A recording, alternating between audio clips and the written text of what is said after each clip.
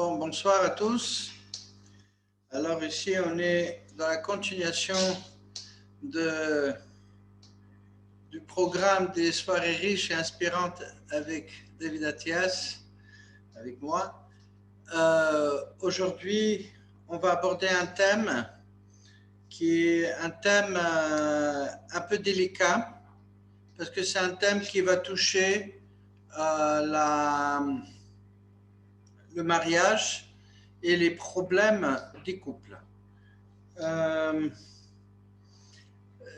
C'est un thème un peu délicat parce que c'est un thème qui peut faire beaucoup du mal en écoutant, et je veux faire attention de ne pas créer des situations qui peuvent être contrariées au constructif, dans le sens que ce que je cherche dans ces cours, dans ce webinaire, c'est surtout d'aider, construire les couples, et pas, chas v'shalom, d'utiliser ce webinaire pour, chas v'shalom, dommager des couples. Donc, on a travaillé depuis le départ jusqu'à maintenant. Pour ceux qui se branchent maintenant pour la première fois, il y a des cours que je trouve online. C'est facile à me trouver, il faut simplement taper, écrire. David Athias, ATIAS, soirée inspirante, riche et inspirante, vous allez arriver à mes cours, parce que là, on est dans une continuation, dans une progression des cours. On a parlé dans le premier cours, qu'est-ce que c'est d'abord l'amour, qu'est-ce que ça veut dire aimer de façon générale. On a parlé déjà sur les problèmes de dépendance.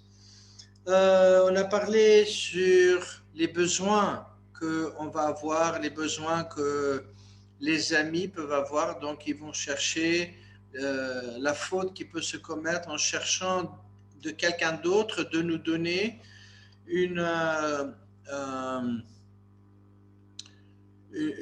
réponse,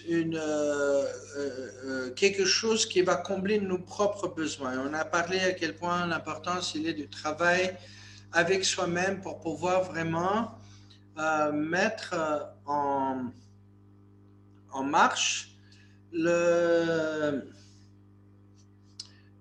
notre propre travail, de voir où est-ce que nous, dans notre travail, on peut combler et réparer nos besoins à nous, pour que le couple ne soit pas utilisé pour combler notre manque, mais plutôt que le couple est là pour s'aider un à l'autre dans le bien, dans le tov, pour aller vers le haut.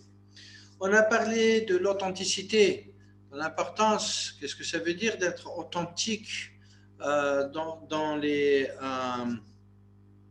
le couple. Pourquoi l'authenticité est aussi importante. Dans un autre webinaire, on a parlé comment communiquer, comment connecter à l'autrui. Qu'est-ce que c'est la communication? Et dans cette communication, quels sont les composants importants qui vont permettre à cette communication de fonctionner? Un autre truc qu'on a touché le sujet de l'enfant intérieur. Et l'enfant intérieur, on a vu qu'il sort beaucoup dans la communication, et qu'est-ce que ça représente chez la personne, pourquoi nous, on doit se connecter à notre enfant intérieur. Donc, on a parlé ici du Lev Tov, du cœur pur, et qu'est-ce que ça veut dire avoir cette connexion avec ce bon cœur. Et finalement, la dernière fois, on a touché le domaine de l'intimité, qui était un domaine un peu sensible. Et aujourd'hui, je voudrais entrer maintenant dans le mariage lui-même, dans le couple lui-même. Le problème de couple, il est où? C'est que j'ai appelé ce cours sur le mariage, je l'ai appelé mariage, bénédiction aux misères. Et en effet, on va voir que pas mal de gens, en regardant des films de Cinderella, on voit que les mariages, on voit comme quelque chose de heureux, de joyeux. La fin du film, c'est toujours, et ils se sont mariés, ils ont eu des enfants, ils ont vécu jusqu'à la fin de la vie en joie et prospérité, je ne sais pas quoi. Et en effet, dans l'expérience que j'ai eue dans le travail, dans mon travail personnel en tant que thérapeute, et je crois que chacun dans notre vie personnelle, on a vu que les mariages ne sont pas toujours heureux. La question qui se pose, comment faire qu'un couple il arrive à une bénédiction et comment éviter les misères. Et ce que j'ai écrit ici, qu'un sentiment de déconnexion, il peut se produire lorsque vous recherchez des résultats spécifiques et pourtant vous ressentez quelque chose de différent dans la réalité.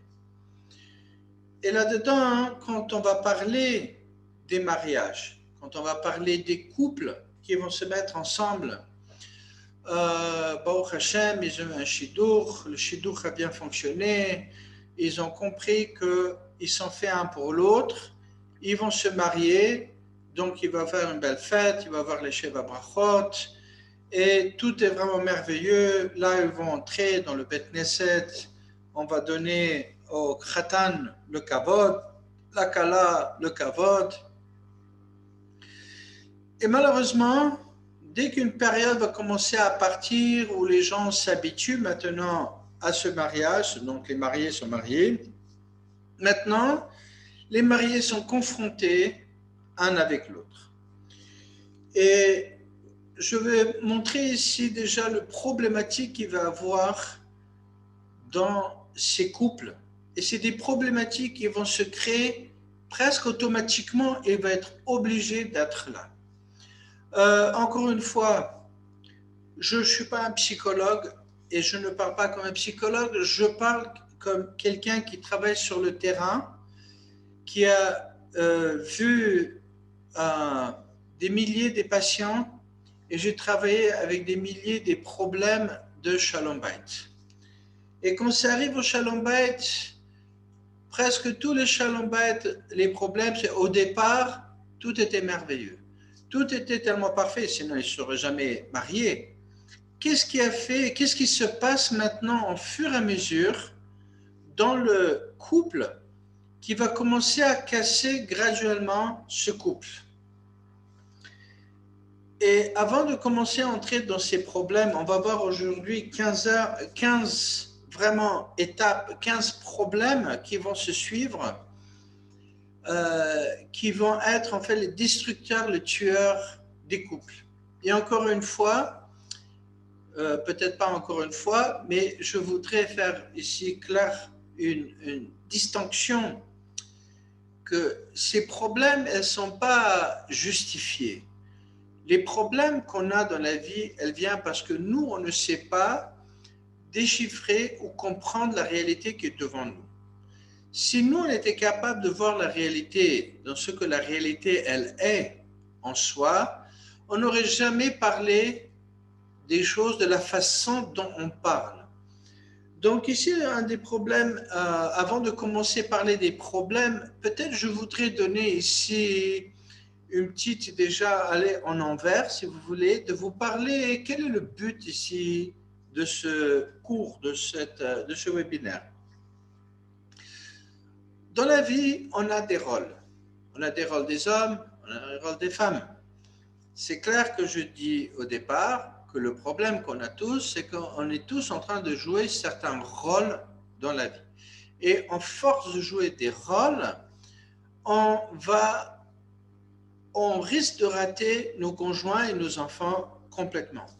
Mais n'empêche, le rôle de l'homme et le rôle de la femme, il est déjà prédéterminé dans la Torah. Donc la Torah nous a dit que l'homme et la femme, chacun va avoir un rôle dans le couple. Donc, c'est comme dans une entreprise où il va avoir le mancal, lui, il doit décider comment cette entreprise elle va fonctionner. Je vais avoir ici les comptables. Leur job, leur rôle, ça va être de faire la comptabilité. Cela va être la vente. Donc, leur job, ça ne va pas être de faire la comptabilité ni de faire des décisions du mancal. Leur job, c'est de vendre le produit. De la même façon, dans un couple, il va y avoir certains rôles qui doivent être présentés. Et avant de commencer, je vais vous raconter un de mes, je crois, premiers traitements que j'ai fait dans les problèmes, pas les premiers traitements que j'ai fait, mais un des problèmes où j'ai traité un couple de problèmes de Shalom Bait. Il y a une dizaine d'années, plus que ça, un rav dans la rabbanout qui m'appelle au téléphone, et comme je faisais des traitements, et quand je fais des traitements, je ne réponds pas au téléphone. Il a insisté, il a appelé. Donc, je prends le téléphone, et le rav me dit, Shalom David, écoute, je ne sais pas ce que tu fais maintenant, je veux que tu annules tous tes traitements ici, puis Pikuach Nefesh. Je dis, qu'est-ce qui se passe, le rav? Le rav me dit, écoute, on est en train d'écrire un get à un jeune couple. Ils ne sont même pas un an mariés, mais c'est quelque chose, tu vas les voir, tu vas comprendre tout. Et le Rav, ce qu'il a fait, il a dit à ce couple, ce jeune couple, qui s'était marié à peine un an je crois, et il a dit, pendant qu'on écrit le get, vous deux, vous allez aller chez David Athias, et après le rencontre de David Athias, vous revenez ici pour faire le get. Eux, ils n'ont pas compris, ils ont dit, ok, d'accord, ils ont cru que c'est un truc avec le rabbanout, ils sont venus chez moi. Et dans ma chambre, ils entrent. Bien sûr, j'ai annulé le traitement. Et j'espère, bon, ils ne parlent pas français, c'est des Israéliens, j'espère que ce cours, s'ils l'entendent un jour, je crois qu'ils vont bien rigoler sur ce que je raconte ici, parce que c'est une histoire, la première, qui m'a fait ouvrir une conscience par rapport au couple. J'ai annulé mes patients, donc ils arrivent chez moi, j'ouvre la porte et il y a un jeune, haut comme ça, homme, très beau, un religieux avec la kippa, mais une bonne personne. Vraiment, quand je l'ai vu, je vois quelqu'un de bien très calme, très... Et il entre là-dedans, derrière lui, il entre sa femme. Maintenant, je ne regarde pas les femmes dans les traitements, mais je n'ai pas pu ne pas voir que c'est une femme extrêmement belle. Elle entre avec un ventre comme ça, enceinte, et je me dis, il y a quelque chose qui ne va pas dans ce couple. Et je vois sur elle qu'elle est sereine, il n'y a pas de stress, il n'y a pas de colère. Et là, j'ai compris que le Rav qu'il a envoyé ce couple chez moi, il avait une raison pourquoi il l'envoie.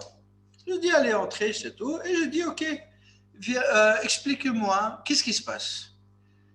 Et calmement, l'homme, il me dit, écoute, moi, je viens de Bénébrac. Bénébrac, c'est comme, pour ceux qui sont en France, c'est comme pavé, mais fermé, c'est comme Meacharim, c'est très fermé. Maintenant, elle vient de Cholon. Cholon, c'est à côté de la mer. Il y a la mer, les oiseaux, c'est Tel Aviv. Et ils s'aiment infiniment, mais ils ont un petit problème. C'est quoi?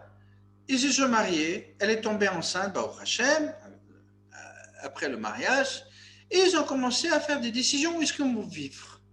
Alors elle dit, moi, je ne peux pas sans la mer. J'ai besoin de la mer, j'ai besoin d'avoir l'océan. Et lui, il veut vivre à Bnei Brak, il veut vivre à Mea Shearim, il ne veut pas aller à côté de la mer. Maintenant, comme il dit dans le violoniste dans le toit, le poisson peut aimer l'oiseau et l'oiseau peut aimer le poisson. Mais où ils vont vivre ensemble? Et il dit, on a essayé, on a parlé de ça, et calmement, ils ont décidé que aucun veut faire le recul, et ils se sont dit, écoute, si c'est comme ça, on se divorce, et on laisse tomber tout ça. Et la femme lui dit, tu as raison, on se divorce. Et là, j'étais coincé, et j'ai dit au couple, mais vous aimez? Et l'homme, il a dit, le jeune homme, il a dit, bien sûr que je l'aime. Elle a dit, ouais, on s'aime, mais on n'a pas où vivre ensemble. Une histoire de ouf. Et là, c'était la première fois où j'ai commencé vraiment à gratter ma tête. Je me dis, tiens, comment ça se fait qu'ils sont coincés? C'est quoi le problème? Et là-dedans, en fait, je propose un problème, la solution, elle va suivre pour après les concepts que je donne. Imaginons qu'un homme, c'est une fréquence et que la femme, c'est une fréquence.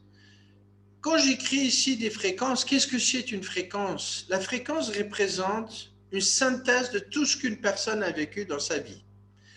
Alors, si vous avez une personne qui a vécu en Afrique, dans la jungle, qui a regardé les singes, qui a grandi d'une façon, et de l'autre côté, vous avez peut-être une autre personne qui a vécu à Paris, qui a vu que le banlieue, les fréquences vont être tout le vécu, tout ce qu'une personne, les blessures qu'il a vécues, ça va faire une fréquence d'une personne. Ici, j'ai donné gentiment, parce que nous, les hommes, toujours, on fait moins que les femmes, parce qu'on est des gentlemen. Imaginons que cet homme ici, que vous voyez, sa fréquence, c'est 30. Mais il faut savoir que quand je parle fréquence, ce n'est pas bien ou mauvais, c'est une fréquence. C'est-à-dire, pour communiquer avec lui, je dois tourner la radio à 30 peut-être mégahertz pour pouvoir communiquer avec cet homme. Et si je ne suis pas à la bonne fréquence, il ne va pas comprendre ou je ne l'entends pas ou il ne m'entend pas. Et ça se fait des fois que dans les communications, les gens ne vont pas être à la même fréquence. Et parce qu'ils ne vont pas être à la même fréquence, les messages vont passer complètement à travers où le balagan peut se faire alors qu'ils ne se sont pas entendus, ils ne sont pas compris un l'autre. Et ça se fait. C'est une partie de notre vie, c'est de chercher les fréquences. C'est quoi le problème des fréquences? C'est que la fréquence, je ne la connais pas. Pour voir une fréquence d'une personne, il faut avoir du roi HaKodesh, une clairvoyance. Et comme on n'a pas de clairvoyance aujourd'hui, Ashrei Mishayeshlo, celui qui a la clairvoyance, très bien, mais en général, on n'a pas de la clairvoyance. Donc nous, on regarde les choses avec nos yeux, on essaie de saisir la personne selon ce qu'il dit, selon ce qu'on voit, pour essayer de comprendre quelque chose. Donc, ici, l'homme, exemple, j'ai mis 30. La femme, sa fréquence est 70. Et maintenant, il y a un problème qui va... C'est quoi le problème de couple? La femme a un point où l'homme, les solutions doivent être 100%. 100%, ça veut dire optimal. Optimal, ça veut dire que c'est parfait. C'est la meilleure solution. Il peut se faire qu'un jour, cette femme, d'accord, par exemple cet homme, il va demander de cette femme, parce qu'il va se sentir mal, il va tomber, il va avoir un petit blues, comme ils disent les Américains, un down, un bassa en hébreu. Il va venir chez sa femme et va dire, chérie, j'ai besoin que tu me lèves, donne-moi un support. Maintenant, comme on a appris, la personne ne va pas donner plus que s'il donne à soi-même. Donc elle, comme sa fréquence est 70, combien ça va lui manquer d'arriver à 100? Évidemment, 30. Donc elle va donner à cet homme de tout son cœur ce qu'elle aurait besoin pour arriver à 100%. Elle lui donne 30. Mais ce bonhomme, qu'est-ce qu'il lui manque? Il lui manque 70. Donc il a reçu 30, il en manque de 40. Donc lui, il va commencer maintenant à s'énerver. Il veut dire, je ne comprends pas ma femme. Quand j'ai besoin, qu'est-ce qu'elle me donne? Elle me donne des clopinettes, elle me donne 30. Alors que je suis en moins 40, elle ne me donne rien, elle ne s'occupe pas de moi. Qu'est-ce que c'est cette femme? Et de l'autre côté, un jour, parce que c'est comme ça que ça fonctionne dans les couples, le conjoint va vouloir maintenant éduquer l'autre, comment il faut donner, comment il faut se comporter. Donc un jour, sa femme, elle va lui dire, salut chérie, je ne suis pas bien, est-ce que tu peux me aider de me monter, d'arriver à 100%? Et bien sûr, sauf, ce jeune homme, qu'est-ce qu'il fait? Lui, sa fréquence est 30. Donc combien ça manque à 100%? 70. Et il va de tout son cœur, il va dire, ça y est, je donne. Donc qu'est-ce qu'il fait maintenant? Il va donner 70 de l'énergie pour monter son conjoint, sa femme, pour être bien. Mais le problème de sa femme, c'est qu'elle est 70. Elle ne peut pas recevoir plus que 100%. Donc qu'est-ce qu'elle reçoit, elle? Elle reçoit 30. En fait, elle ne peut pas voir qu'elle vient de recevoir 70 parce qu'elle n'est pas capable, dans sa fréquence, de recevoir plus que 30 pour arriver à 100%. À 100%. Et qu'est-ce qu'il fasse? Elle ne va pas apprécier les 70 qu'elle a reçus de son conjoint. Le conjoint commence maintenant un processus de cassure, si je peux dire comme ça, parce qu'il va commencer à dire deux choses. Quand j'ai besoin, elle me donne rien. Quand je donne, elle ne sait même pas apprécier ce que je donne. Et voici les problèmes de ce couple. Maintenant, la question qui va se poser, comment on va aider ce couple? Parce que les deux, ils ont raison. Lui, il a donné selon sa fréquence. Elle a donné selon sa fréquence. Mais ils vont se tabasser. Lui, il va lui dire, tu t'en fous de moi. Elle va lui dire, c'est pas vrai, c'est toi qui ne fais pas attention. Et la bataille, elle commence infinie. Comment aider ce couple? Ils vont venir chez un rave pour demander qu'il juge entre les deux. Et le pauvre rave, qu'est-ce qu'il va dire? Tu as raison. Et toi aussi, tu as raison. Donc là, va comprendre le rave maintenant. Donc ici, j'ai un petit problème. Comment je vais résoudre ce problème? Donc ici, on va prendre ce problématique, on va le mettre du côté. Le deuxième problématique qu'il va avoir ici, c'est que, une seconde, il y a quelqu'un qui n'arrive pas à se brancher. Je veux seulement répondre ici. Excusez-moi. Une seconde. Parfait. Et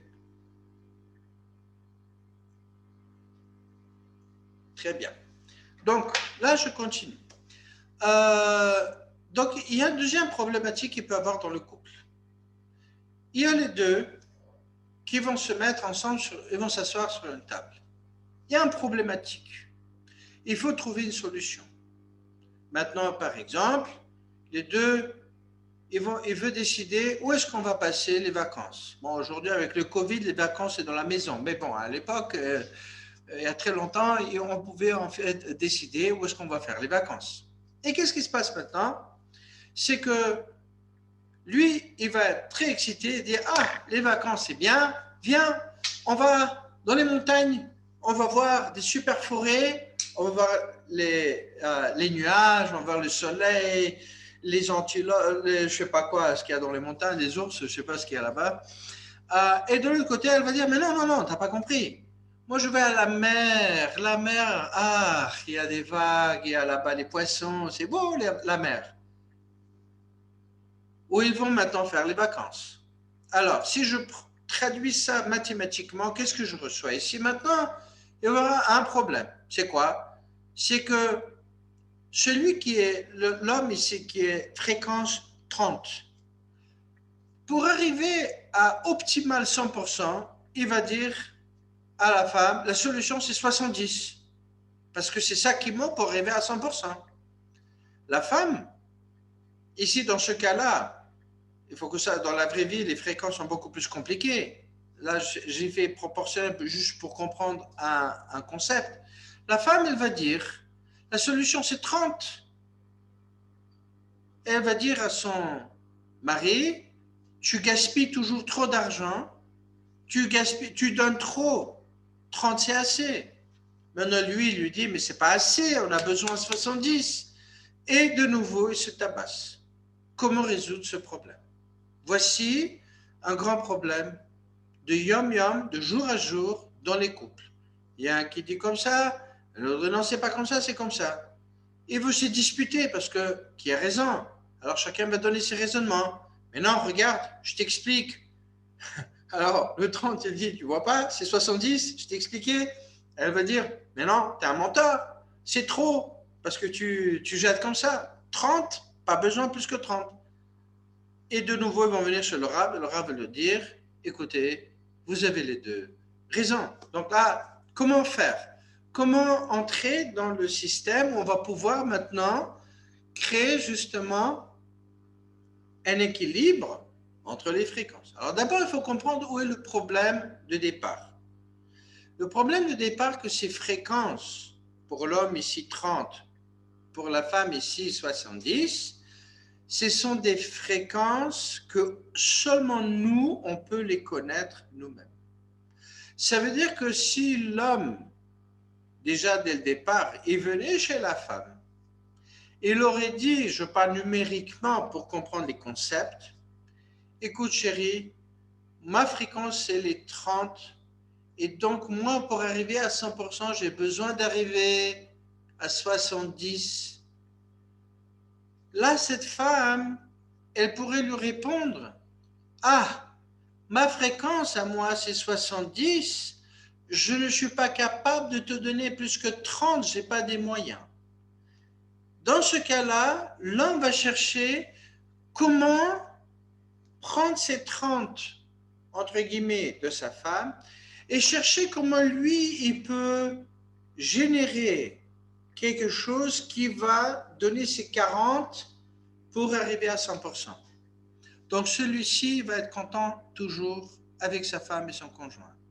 De l'autre côté, la femme, si elle est claire, elle connaît sa propre fréquence à elle-même, qu'est-ce qu'elle va faire? Elle va dire à son mari, elle va dire, écoute, moi, hein, je suis 70. Et on va voir quand on va parler sur les problèmes des couples, à quel point ces fréquences sont importantes. Et dans ce cas-là, lui, il va savoir que lui, s'il donne 70, il va étouffer. Il n'a pas besoin de recevoir plus que 40 parce que c'est ce qu'elle demande. Pas 40, 30. Elle va dire, tu peux me donner 30 pour arriver ça. Elle va dire, il n'y a pas de problème, j'en ai 30, voici les 30. Donc là, chacun va être dans la communication comme il faut et ce couple, il va fonctionner là ou là. Dans l'autre problématique qu'il va avoir ici, c'est que, imaginons l'homme, il va sortir avec sa femme. Il y a les enfants, il y a la poussette, et la femme elle dit, ah, viens on mange quelque chose. Et simultanément, ils vont dire, l'homme va dire, ah, je veux un burger. Et la femme dit, maintenant je veux une pizza. Si dans ce cas-là, ils vont travailler ensemble, qu'est-ce qu'ils doivent faire? C'est pas gagner la chose, c'est s'asseoir maintenant de voir comment faire pour que les deux fréquences peuvent avoir ce qu'ils ont besoin pour qu'il n'y ait aucun qui perd. Alors, si je parle numériquement, l'homme il dit, écoute, moi, ce que je vois, la solution pour arriver à 100% d'un problème, comment on va faire, c'est je peux contribuer 70. Elle va dire, moi, je peux contribuer 30. Fais voir comment ces 70 et 30, ils vont fonctionner ensemble. Et c'est pour ça que j'ai mis ces chiffres, parce que 70 et 30, ça donne 100. En fait, ce qu'il pourrait faire, ça c'est un exemple, c'est que l'homme va dire, ah, ok, d'accord. Moi, je veux le burger, toi, tu veux la pizza. Alors, qu'est-ce qu'il fait, par exemple? Je donne un exemple. Il prend le téléphone. Aujourd'hui, bon, Hachem, on a des iPhones, cachers, hein? Et il va dire, il va commander son burger. Et il dit à sa femme, regarde, vous asseyez avec les enfants, le temps qu'on arrive, le burger va être déjà prêt. Moi, je mange mon burger, vous commandez la pizza, Le temps que la pizza, elle arrive, je viens, je prends un café avec vous et je suis avec vous. Mais ce qui va se passer ici, c'est que les deux vont avoir quelque chose et chacun va recevoir sa fréquence. Le vrai problème de couple, c'est pas qui a raison. Et ça, c'est un grand problème. C'est que dans les couples, les gens, ils cherchent de juger vrai ou faux. Moi, je veux ça. Et si mon conjoint, il veut pas ce que moi je veux, alors comment on peut vivre ensemble? Ce qu'ils doivent chercher, c'est comment avoir une solution qui va toucher les deux différences. Si les deux différences, ils peuvent être comblés, donc dans le cas, celui-là, il veut aller dans les montagnes, elle veut aller dans la mer. Alors, ce qu'ils peuvent faire, entre guillemets, un compromis, de dire, regarde, viens, on va faire 3 jours à la mer, et on fait 3 jours dans les montagnes. Bon, ça, c'était avant, c'est avant Covid. Ou est-ce qu'on fait que cette fois-ci, on va faire, c'est férié, on va faire la mer, et les prochains, on va réserver pour les montagnes. Comme ça, chacun peut avoir sa fréquence là où il faut. Et en fait, toute l'histoire des couples de mariage, c'est comment faire que les fréquences sont respectées, ces différences sont respectées. Il y a un qui va être végétarien, l'autre il mange la viande. Comment ils vont vivre ensemble? C'est pas compliqué. Pourquoi celui qui aime la viande ne mangerait pas sa viande? Et pourquoi celui qui est végétarien ne mangerait pas ce que les légumes, tout ce que lui mange? Ils n'ont pas de problème de manger ensemble, mais il faut qu'ils s'acceptent dans ces fréquences. Et en fait, c'est pour cela que ce qu'on a fait aujourd'hui, c'est d'abord un petit travail sur soi, découvrir quelles sont nos propres fréquences à l'intérieur. Une fois que ma fréquence elle est claire, ce que je peux faire maintenant, c'est présenter une fréquence. Là où les conflits arrivent, c'est quand le conjoint n'est pas d'accord avec cette fréquence parce qu'il pense que cette fréquence, elle est dommageante par rapport à ma fréquence. Il n'y a personne qui veut changer. Alors, il peut se faire qu'il y a une personne qui va s'annuler pour le Shalom Bayit et il va dire, ah oui chérie, comme tu dis, il s'annule. Qu'est-ce qu'il fait après? Demain, quand le conjoint, il va être demandé de faire quelque chose et qu'il ne va pas vouloir, celui qui a annulé hier son bien, il va se venger parce que l'autre ne lui a pas fait le café ou n'a pas fait quelque chose comme il veut. Et il va se rappeler, et moi j'étais donné là-bas, pourquoi ici tu ne veux pas m'accepter? Et c'est la vengeance. Donc le victime va toujours se venger à la fin. Et le but de Shalom Bayit, ce n'est pas le compromis comme beaucoup disent, c'est faux. Les compromis arrivent qu'il y a un qu'un jour il prend un pistolet et il tue Chas Shalom, l'autre conjoint, parce qu'il va monter le stress jusqu'à qu'il va se venger. Et le but, ce n'est pas de se venger, le but, ce n'est pas de s'annuler, le but, c'est comment comprendre dans quoi les conjoints sont en contact et où sont les différences des conjoints. Si les différences sont respectées, alors là, le travail, il est de mettre sur la table les différences et que chacun, de son côté, voir comment faire pour que ma fréquence, elle est respectée et que je respecte la fréquence de l'autre. Et si les conjoints, ils cherchent des solutions qui vont être bien pour les deux, ce couple est presque Batouar 100%, il va réussir, il va fonctionner. Parce qu'il ne va pas seulement fonctionner qu'est-ce que je veux ou qu'est-ce que mon conjoint elle veut, c'est qu'est-ce que nous on veut. Et si c'est ce qu'on veut, c'est différence, il y a une petite différence, comment faire maintenant que cette différence elle fonctionne? Je retourne sur l'histoire dès le départ. Là-bas, hein, je dis à ce couple, je leur ai dit, mais pourquoi vous ne cherchez pas Bénébrak, ou si vous voulez, Meacharim, à côté de la mer? Ils m'ont regardé comme ça, et je dis, mais de quoi tu parles? Et je dis, viens, on va s'asseoir. Bon, ça, il y a très longtemps. Je ne connaissais pas, aujourd'hui, c'est clair qu'on connaît beaucoup. Je dis, viens, on s'assied sur l'Internet. Et on cherche, est-ce qu'il y a une ville qui est Haredi, fermé, comment ça s'appelle, Bnei Brak, et qui est à côté de la mer. Et les deux, ils ont chauffé, ils ont dit, ah ouais, ça aurait été sympathique ce truc-là. Et là, on s'est assis, et on a trouvé Kiryat Zanz, qui se trouve à Netanya. Netanya, c'est une ville de touristes, mais il y a à Netanya un petit endroit qui s'appelle Kiryat Zanz, qui est Mea Shearim, et il se trouve à côté de la mer. Et je dis, voilà, pourquoi vous ne vivez pas ici? Et les deux, ils ont commencé à s'exciter. Et du coup, la femme qui pleure, elle me dit, mais comment faire? Ils sont en train d'écrire le get. Je lui dis, vous savez quoi? Je m'occupe de ça. Je lui dis, rentrez chez le Rav, on va annuler le get. Est-ce que vous êtes d'accord? On est d'accord. Ils sont partis. Le get était annulé. Baruch Hashem, aujourd'hui, je crois qu'ils ont 3 ou 4 enfants déjà. C'est la dernière fois que j'ai entendu d'eux, il y a 5 ans. Ils avaient 3 enfants. Mais je sais qu'elle était enceinte, je crois qu'ils attendaient le 4e. Ça y est, Baruch Hashem, tout est parti. À quel point le couple peut être une bénédiction et il peut être vraiment une misère. Et ça peut être un endroit très misérable. Pourquoi? Parce que les couples ils cherchent de comprendre qu'est-ce que c'est vraiment un mariage. Les gens, ils vivent dans un pays de rêve, où ils pensent que le mariage, c'est la fin du film, où il y a la femme habillée en blanc, jette les fleurs, je ne sais pas, c'est l'égoïsme, chez nous on ne fait pas ça, le mari, il est tout content, smoking, cigare, je ne sais pas, le whisky, allez, c'est parti. Non, pas du tout. Le mariage n'a rien à voir de naturel en soi qui va être un endroit heureux. Pourquoi? Parce qu'il y a des problèmes qui vont se presque génériquement présenter dans tous les couples.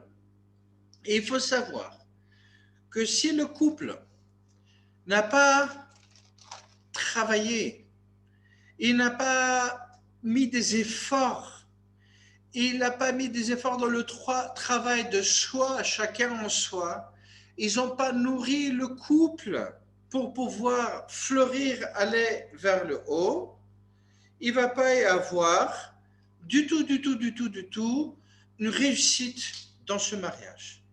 Donc, il faut savoir, le mariage, c'est une stratégie. Il faut comprendre où est l'ennemi. Si vous connaissez où est l'ennemi, vous allez savoir comment vous regrouper et comment faire que ce mariage devienne une bénédiction. Et là, ce que je veux faire, je veux commencer à ouvrir à vous les problématiques. Ça m'a pris un temps d'arriver là-dedans parce que ce n'est pas évident. C'est un grand travail de soi. Le premier problème qu'on va avoir ici, je l'appelle ici les portes de misère quand j'ai étudié, parce que c'est vraiment les portes de bénédiction ou c'est les portes de misère. C'est vraiment, on ouvre une porte ou le deuxième. Il faut choisir dans quelle direction on va aller. Et c'est là où se trouve notre travail. Le conjoint Kadosh Baruch Hu, comme je l'ai déjà dit, c'est Kadosh Baruch Hu qui va vous couler ensemble. Il va dire, voilà, je vous mets ensemble. Vous n'avez pas à me dire demain que vous n'êtes pas trouvé. Vous avez trouvé votre âme sœur, ça y est. Mais maintenant, commence le travail. Le travail, il faut gérer. Si la comptabilité ne fonctionne pas, si la vente ne fait pas son travail, si les gens qui sont les dirigeants ne font pas leur travail, cette association, elle ne va pas tenir. Premier truc, ça va être la distribution de responsabilités entre l'homme et la femme. Et le problème, c'est comme dans les couples, les fréquences ne vont pas fonctionner. Il va y avoir un déséquilibre dans ces distributions de responsabilités. D'un côté, la femme, elle va avoir un bébé, elle ne dort pas les nuits.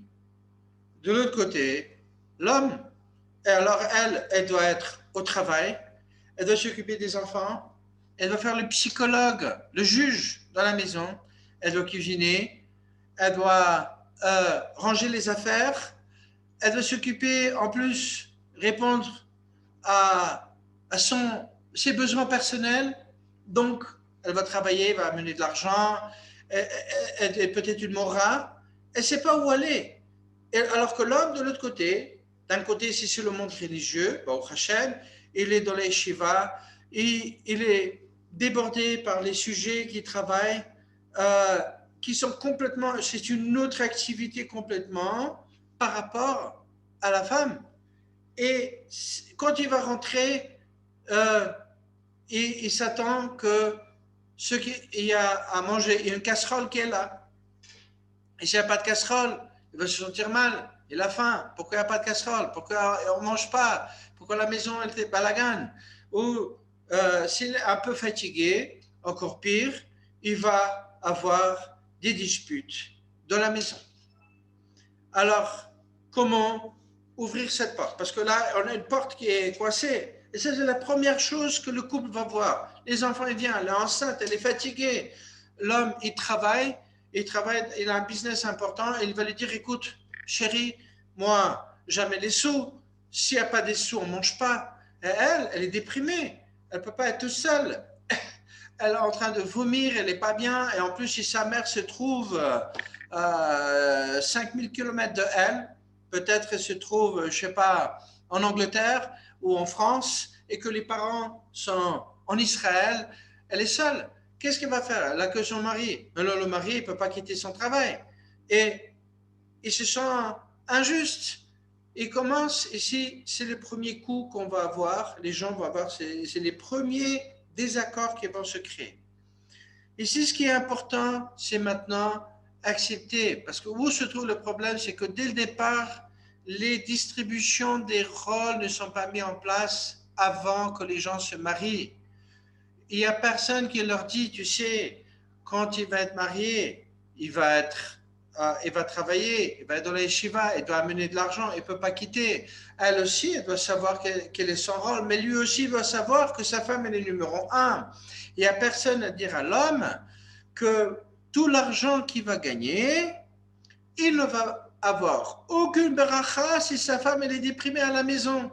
Et de l'autre côté, la femme n'avoir aucune bracha si son homme n'arrive pas à travailler et n'arrive pas à fonctionner dans son domaine, peut-être dans les yeshivas, peut-être dans un travail. Alors comment faire maintenant? Comment trouver? Il y a ici une bataille entre des fréquences. Et je me suis rappelé une fois, il y a un Rav, il y a, je crois, 15 ans, j'ai rencontré, je ne sais pas s'il est encore vivant, que Hachem lui donne la bonne vie, s'il est vivant, s'il n'est pas, je ne sais pas. Un grand Mekoubal. Il habitait à Loud. Il s'appelait Rav, je ne suis pas sûr qu'il est vivant, je crois que j'ai entendu qu'il est plus de ce monde-ci, Rav Gabriel Sister. Alors, je dis Zichron Levracha, je ne veux pas dire parce que peut-être, je ne suis pas sûr. Et une fois, j'ai parlé avec lui, c'est quelqu'un il vient d'Argentine et il a créé des pyramides spéciales avec des mesures spéciales et il a soigné des gens avec du cancer où les gens s'assiedent au milieu de ces pyramides et il y avait réellement quelque chose d'incroyable, comme une chimio mais complètement naturel, un truc pas de ce monde-ci. Un rap très intéressant, mais très rouhani, très spirituel. Un jour, on a parlé sur les problèmes de Shalom Bayit. Et il me dit, est-ce que tu as remarqué que la femme, dans sa particularité, on l'appelle Nekeva. Nekeva, ça veut dire féminin. Nekev, en hébreu, ça veut dire un trou. Plutôt que machement, les femmes, ça joue quelque chose avec des trous. Mais l'homme, lui, il s'appelle Zachar. Zachar, ça veut dire du mot Zechira, la mémoire. Quel lien? Qu'est-ce que l'homme il a à voir avec le Zachar? Et le Rav, il m'a dit une phrase que je ne vais jamais oublier. Il m'a dit, sache une chose. Tu as remarqué que le Shabbat, on s'assied à côté de la table et on chante dans le Kiddush, avant de commencer le Kiddush, Shalom Aleichem, Malachei Hasharet. On commence à chanter. Et on dit Shalom Aleichem, qui les anges, qui sont des ministres Elionim, ils sont des grands ministres. Ce sont Malachei Hasharet, celui qui les voit, il se fait brûler sur place. C'est comme si vous êtes en train de convoquer chez vous un grand Rav comme Rav Ovadia Yosef, un grand ministre du gouvernement, Baruch Haba. Question, il m'a dit, pourquoi cet ange, il entre dans la maison? Pourquoi lui, il entre dans cette maison? Qu'est-ce qu'il cherche? Alors, on aurait pu dire que peut-être il vient ici témoigner qu'on est en train de garder Shabbat. Et il dit l'ange, non. Et il dit le Rav Gabriel Sister, Rav Sister, il dit non, pas du tout. Il vient vérifier la femme. Il regarde dans quel état est la femme sur la table. Qu'est-ce qu'il regarde? Est-ce que cette femme, elle est contente? Est-ce que dans son cœur, attends, c'est les mots qu'il a dit, est-ce que dans son cœur, Beliba, elle est contente?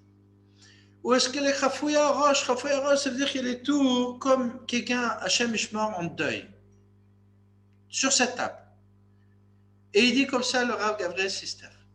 Si cette femme, elle est contente avec son mari, elle est contente avec tout ce qui se passe avec son mari, sur le Nekev, sur sa ouverture de elle. C'est quoi cette ouverture? C'est la dernière lettre de Shem Hashem, Yud Ke Vav Ke. C'est pour ça que tous les noms féminines en hébreu, c'est toujours, ça finit avec un He à la fin, que c'est Levana, que c'est Liora, que c'est, je sais pas, tout ce qui finit avec A à la fin, avec un He, ça veut dire que la Shrina, elle est là. Et vérifie, est-ce que la Shrina ne se trouve pas dans un endroit de tristesse, dans un endroit de pleurs intérieure.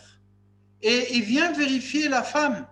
Si la femme, elle est sur cette table, dans son cœur contente avec son mari, et dit, Rav Sister, Zocher Kadosh Baruch Hu. Il dit, alors il se rappelle Kadosh Baruch Hu, Levarech Baala, de donner la bénédiction, ils mettent les mains sur le Baal, sur le mari de cette femme, ils mettent les mains, les anges, les grands ministres de Kadosh Baruch Hu, et Mevarchim Oto Begashmiut Veruchnius. Il reçoit la bénédiction dans tout ce qui est physique, tous les biens de ce monde-ci, l'argent, la parnassa, et la spiritualité.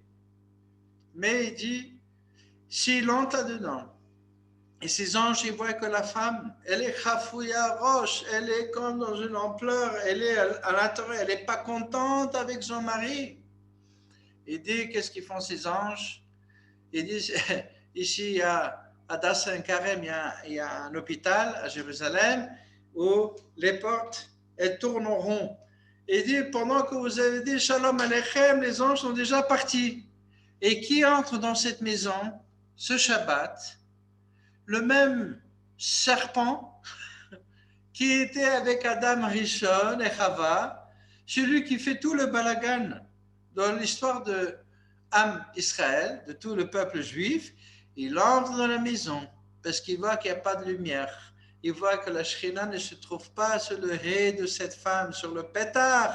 Et c'est pour ça qu'il l'appelle Nekeva, un trou, parce que c'est une ouverture à travers laquelle la lumière, la Shrina, elle entre dans toute la maison. Et il dit à Gabriel Sister, si ce pétard, il n'y a pas de lumière, la Shrina n'est pas là pour garder la maison, il entre dans la maison et ce Shabbat devient Tisha B'Av.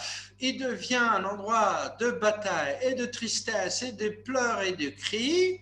Et plus que ça, l'homme ne va pas être dans la mémoire de, entre guillemets, de Hachem, et cet homme commence à tomber. Et il n'arrive pas à étudier. Il n'arrive pas à comprendre rien du tout. Et il n'a pas de bracha dans la parnassa. Il essaie de faire toutes sortes de choses. Il n'y a rien qui fonctionne. Et de plus qu'il rentre à la maison, il est dans l'amertume, il commence à crier sur sa femme, et sa femme va venir à un prochain Shabbat, où elle va être assise là-bas, Khafouya Rosh, avec tristesse. Les malachim, ils entrent, ils sont déjà partis, ils n'ont même pas entré de voir Shalom, comment ça va. Les autres, ils chantent très bien, Shalom Aleichem, Shalom Boachem, les Shalom, ils sont tous contents, les malachim, ils sont partis déjà, avant qu'ils ont dit le mot Shalom. Là, c'est le problème, c'est que les hommes n'ont pas compris que la femme, c'est une antenne qui permet la shefa, l'abondance d'entrer dans la maison, dans son travail, dans l'étude qu'il va avoir. Et quelle faute ils font les gens, que quand ça va venir vers les parents, les femmes, on va vider, je dis on parce que malheureusement, je suis pas malheureusement, mais Baruch Hashem, je suis un homme, on fait des photos. Ils vont vider leur amertume sur le non-réussite qu'ils ont. Ils vont le transmettre sur sa femme. Et sa femme qui va être assise là-dedans dans cette table, elle va empêcher complètement la shefa d'entrer. Alors, ici, je donne une clé que personnellement, je peux vous dire, elle fonctionne extraordinaire. Vous, quand ça vient le moment qu'il faut faire kiddush, je vous demande à vous, les femmes, si vous n'êtes pas bien à l'intérieur, vous n'êtes pas dans la joie, même si votre mari l'a fait pas bien, je ne sais pas qu'est-ce qu'il a fait, dites-lui, donne-moi une seconde, allez-y un peu dans la chambre, essayez, faites quelque chose pour, je ne sais pas, sauter, danser, je ne sais pas quoi, de remettre un peu la joie. Concentrez-vous, parce que vous êtes ici, le majeur rôle de l'abondance qui va entrer dans la maison. Revenez à la table, et quand vous êtes prêt, dites à votre mari, commence maintenant. Et c'est vraiment de travailler, c'est vraiment quelque chose qui... Combien on chante Shalom Aleichem? 5 minutes? 6 minutes, c'est tout. Travaillez à la joie. Et oubliez les enfants qui jettent les assiettes par la fenêtre, tout ça. Travaillez sur votre joie parce qu'il faut savoir c'est là où l'abondance elle entre dans la maison. Maintenant, la femme, c'est l'antenne. Le rôle de l'homme, c'est quoi?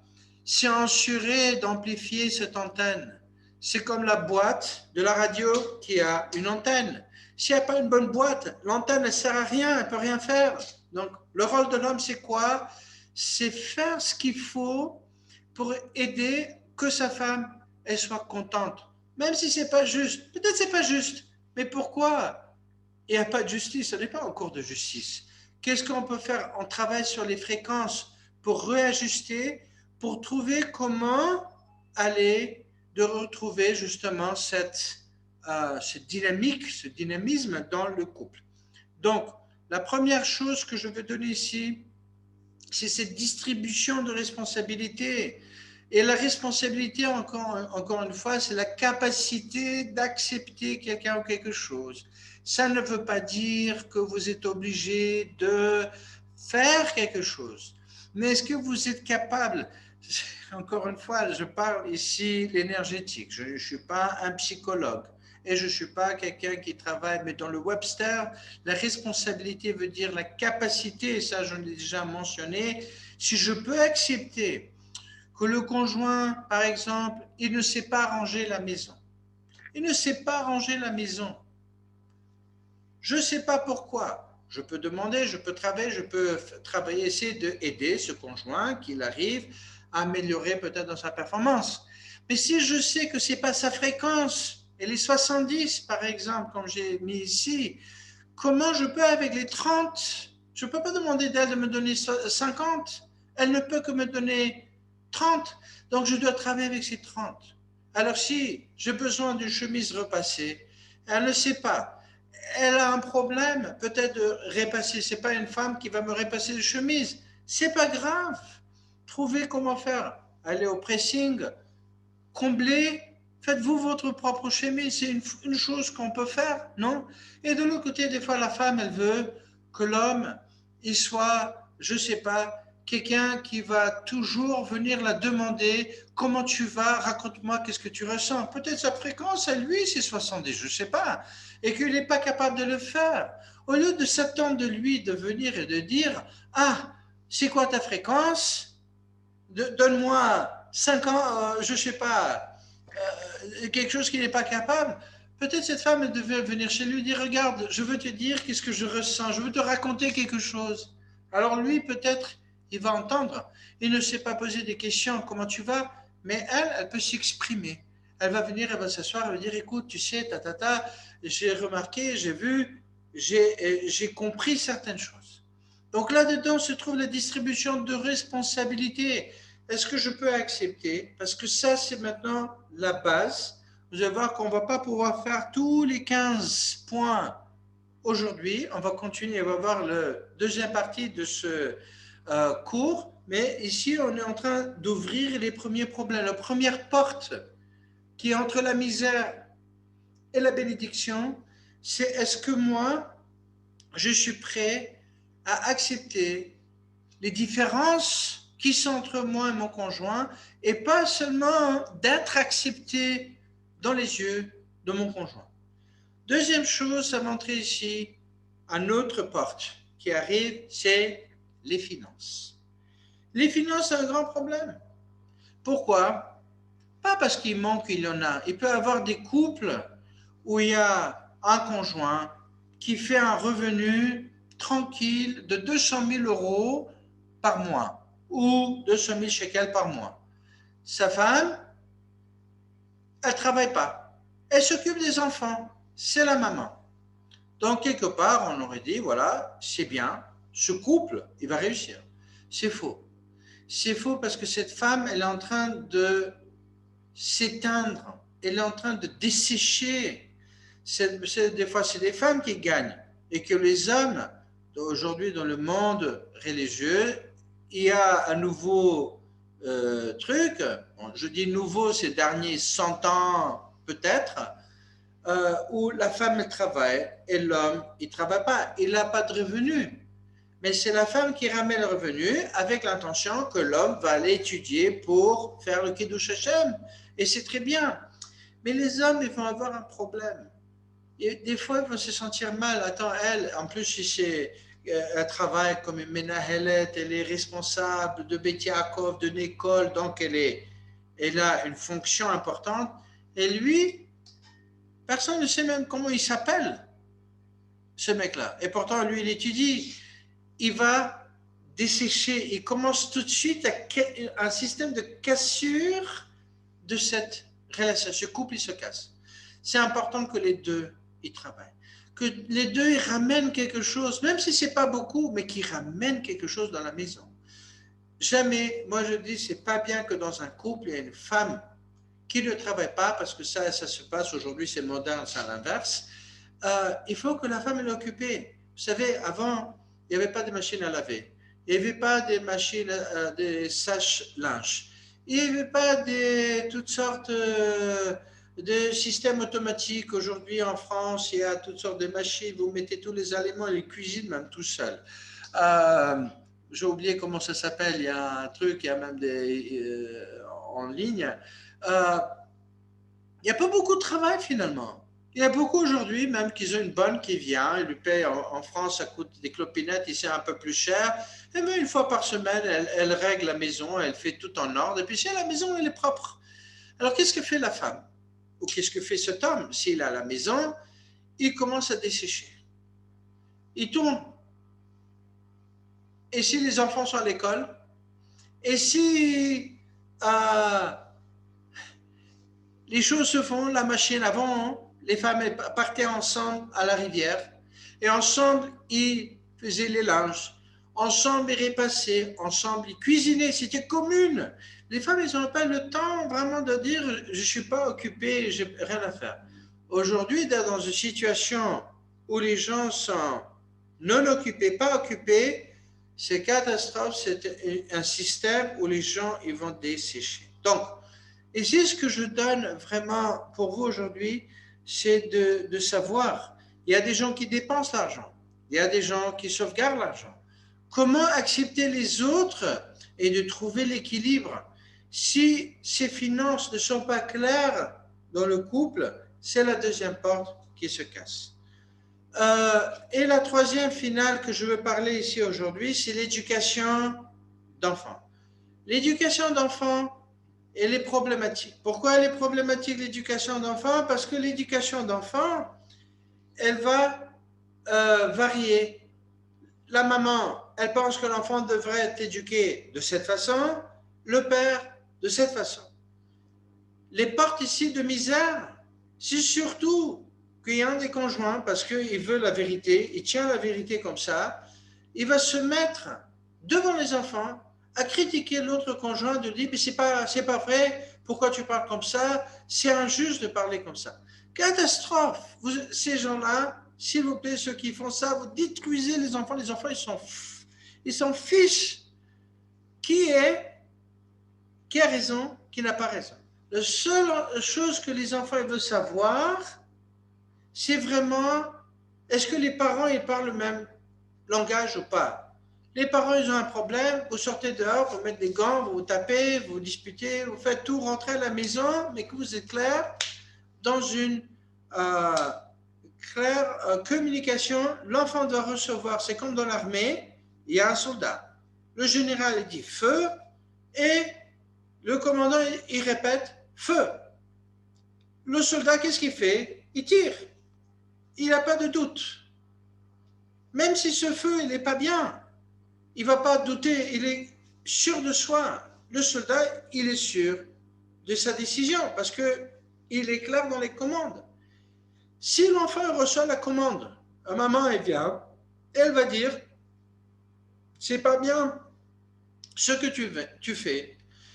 Et le mari il arrive, il dit écoute, elle crie sur les enfants comme ça tout le temps, ça va pas. Il vient, il lui dit mais pourquoi tu cries sur l'enfant? Laisse-le tranquille.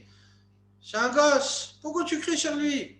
On a lui, il le fait vraiment parce qu'il y croit. Encore une fois, il sort des fréquences. Mais qu'est-ce qui va se passer avec cette personne autre? Elle veut se trouver dans un problème. C'est quoi le problème qu'elle va avoir les enfants? Pardon, pas les personnes, les enfants.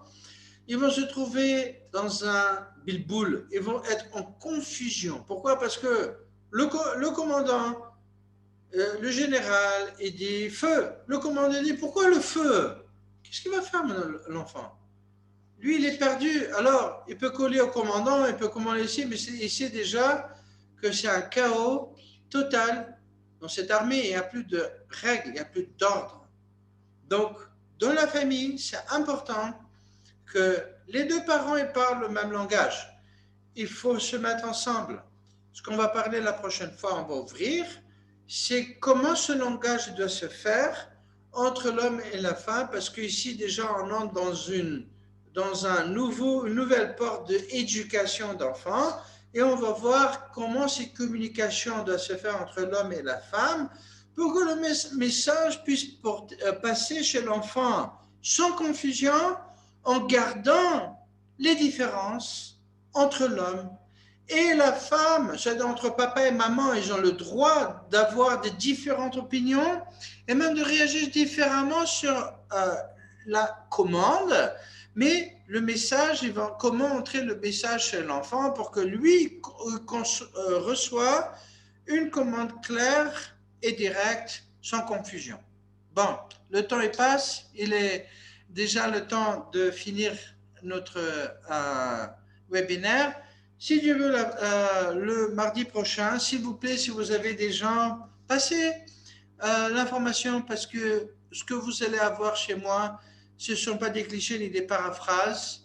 Je suis en train de vous donner des clés avec lesquelles vous allez vraiment, si vous les appliquez comme je vous les donne, vous allez ouvrir des portes que vous n'avez même pas rêvé possible à ouvrir. Peut-être que vous les avez déjà ouvertes.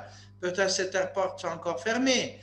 Ça, c'est d'un côté. L'autre côté, s'il vous plaît, encore une fois, je fais seulement un petit rappel qu'il y a un cours qui commence très bientôt à Paris de l'énergétique. Une partie va se faire par Zoom, une partie va être à travers mes élèves qui vont aider à travailler sur les mains. Ceux qui voudraient faire cette formation, c'est une formation vraiment excitante. C'est une formation qui vous ouvre beaucoup de connaissances sur vous, les gens autour de vous, pardon. Et j'espère pouvoir passer ma connaissance au public parce que c'est mon but, c'est ce que je veux faire dans ma vie. Et c'est là où je donne vraiment tous mes efforts. Et avec ce webinaire, c'est de passer une connaissance, quelque chose qui est pour le bien, pour le tov d'Am Israël. Je vous souhaite Shavua Tov et à la semaine prochaine. Voilà, jusque-là. Au revoir.